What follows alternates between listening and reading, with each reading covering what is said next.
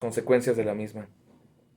En esa lógica es muy complicado para México, pues en cuestiones del paquete económico, suplir las necesidades que se tienen con esta situación del coronavirus.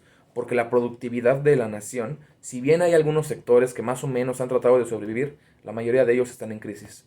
Y pues México no puede lograr consolidar una etapa productiva sino hasta que controle el virus. De ahí que ha sido muy complicado. Hablando del virus, hay un proyecto social muy interesante que se está dando en mi comunidad. Yo vivo en la alcaldía de Coyoacán, en Ciudad de México.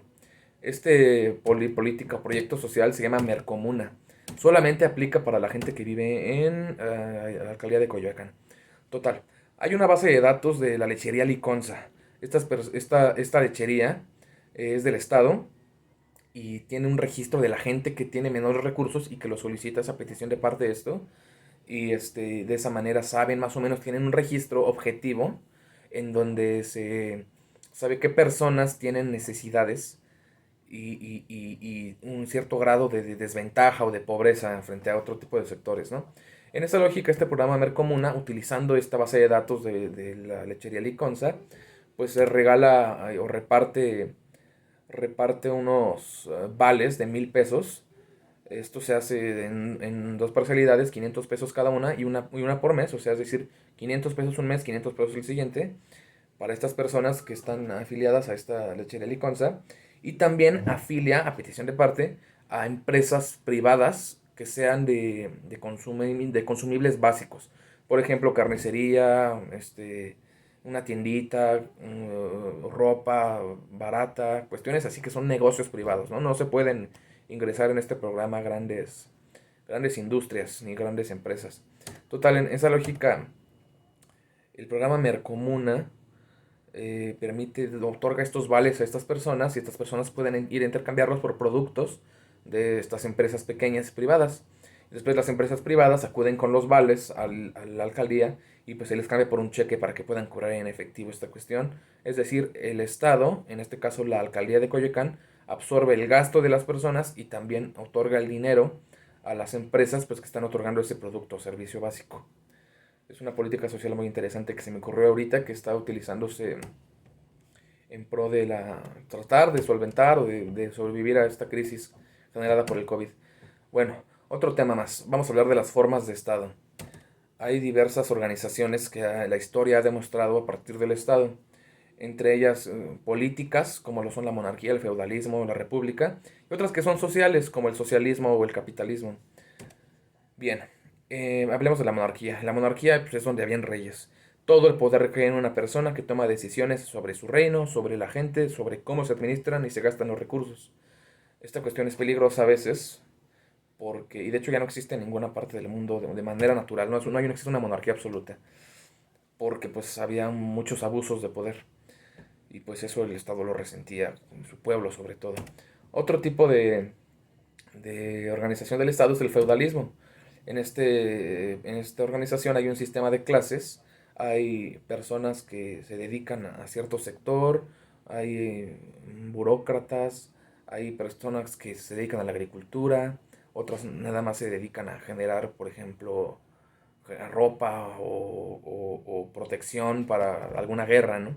Entonces el Estado, que pudiera ser un rey o un político ahí soberano, relacionaba a partir de la clase social cómo iba a funcionar el pago de tributos, es decir, la recaudación de impuestos.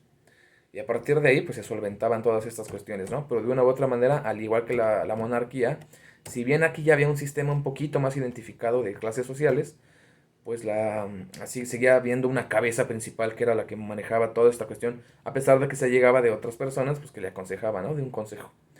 Finalmente tenemos la república, que pues hasta el momento pareciera que ha sido el modelo de Estado más equitativo y justo.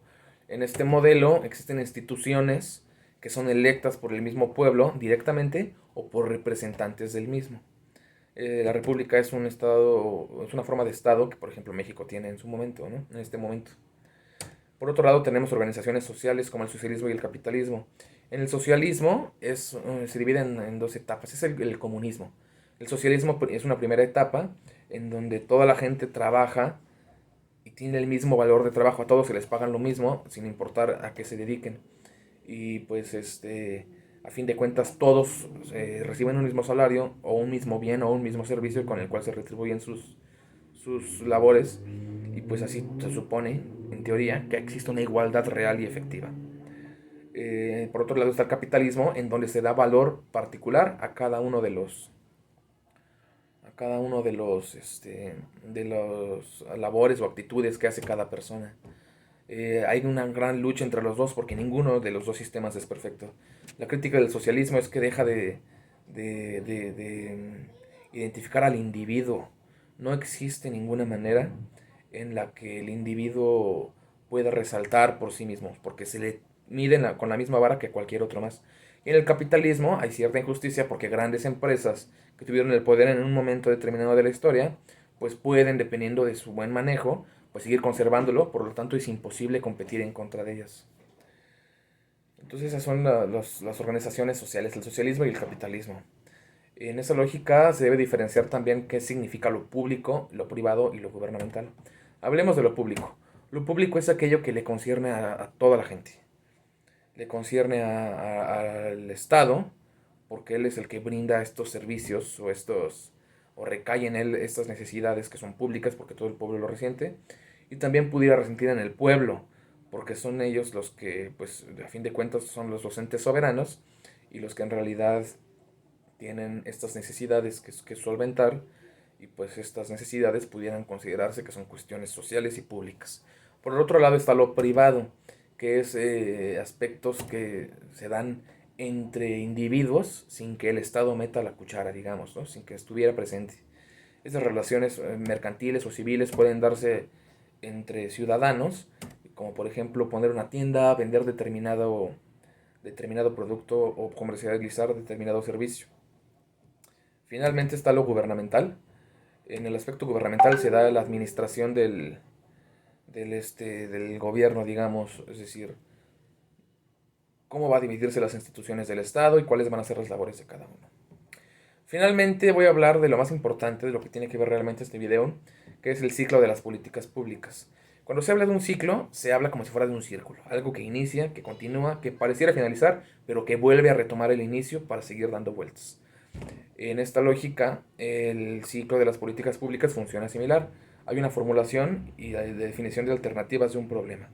Después se implementa, después se evalúa o se monitorea, y para descubrir si hay alguna falla al respecto, y como el contexto en el que se forman estos problemas siempre muta, porque la humanidad muta o cambia, tiene que volver a reformularse el problema y cómo se va a solucionar, para nuevamente implementarlo, nuevamente evaluarlo, reformularlo y así. Esto no tiene fin.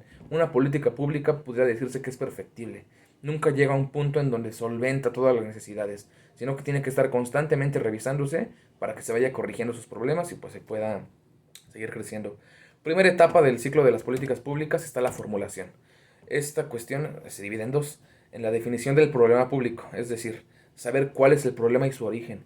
Hay una cuestión muy interesante que se da inclusive en el ámbito de la medicina. Hay una cuestión que se habla de cuál es el problema y cuál es el origen del mismo y cuáles son los síntomas que provocan. Muchas veces la gente pareciera que se queja de un problema cuando realmente se queja de un síntoma de un problema que ni siquiera conoce. En esa lógica, un buen operador social tiene que entrar al contexto del que quiere intervenir, localizar cuáles son tal vez los síntomas, las quejas más recurrentes y las necesidades, y ver cuál es el verdadero problema, el origen del por qué no se puede solventar o no se puede solucionar esa situación. Y pues por supuesto también en localizar y reflexionar todos los síntomas que genera este problema. Una vez que se tiene bien definido cuál es el problema y cuáles son los síntomas del mismo, se deben de elaborar las alternativas. Estas alternativas son las acciones destinadas a resolver el problema público. Y una alternativa pues no siempre es tan sencilla. No pueden decirse alternativas que pues